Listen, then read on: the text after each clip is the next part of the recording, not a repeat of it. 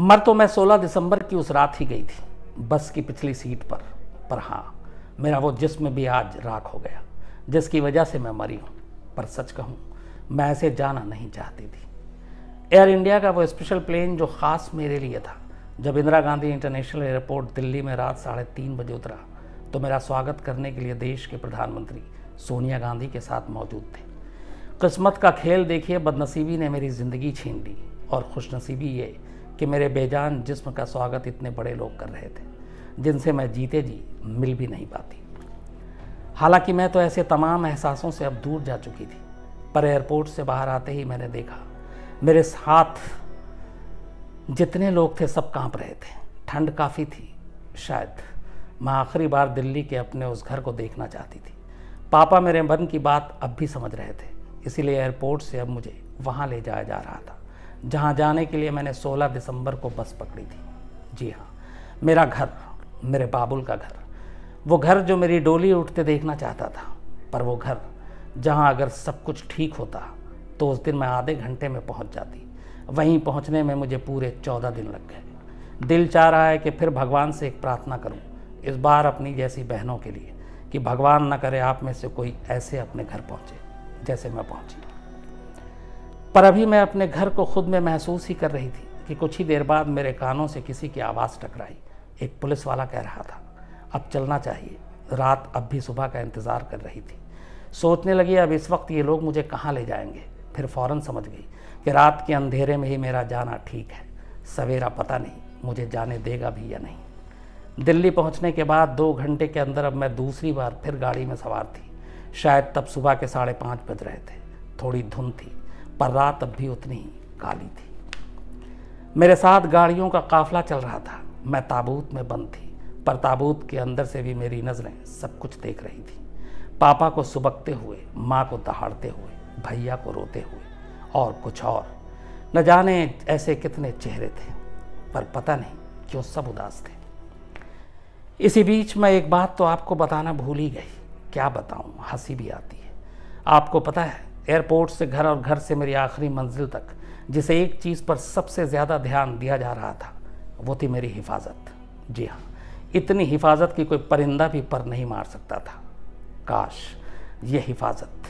खैर छोड़िए, मैं फिर ख्वाब देखने लगी। वो ख्वाब जिनकी मुझे अब इजाज़त भी नहीं, वो ख्वाब जो बस दुनिया में रहकर देखे जा सकते हैं, और मैं तो अब इस दुनिया की हूँ ही नहीं।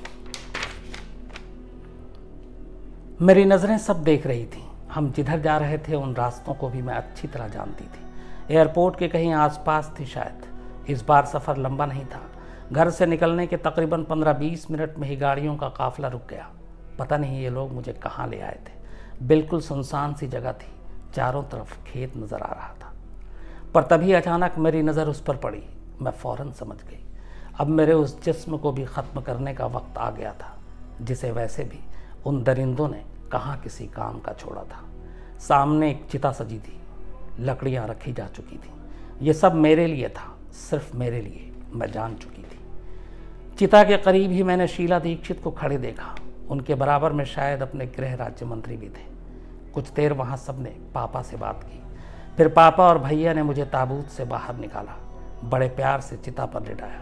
मैं पापा को बंद आँखों से देख रही थी। वो अब भी रो रहे थे। शायद यही सोच रहे थे कि डोली से पहले मेरे हिस्से में चिता कैसे आ गई। मैं अपने पापा की लाडली थी ना। इस दुनिया से आखिरी रिश्ता तोड़कर दूसरी दुनिया में जाने का वो आखिरी वक्त अब आ चुका था। पर तभी मैंने सुना पापा किसी से कह रहे थे कि मेरे घर का सूरज तो डूब गया, पर कोई और सूरज इस तरह न डूबे, इसलिए वो चिता को आग नहीं तभी देंगे जब सूरज उनके सामने होगा। खुली जगह थी, धुंध भी थी, इसलिए सूरज अभी सामने नहीं आया था। वो आने में देर कर रहा था। शायद वो भी मुझे मेरे अपनों के पास रहने की कुछ और मोहलत दे रहा था।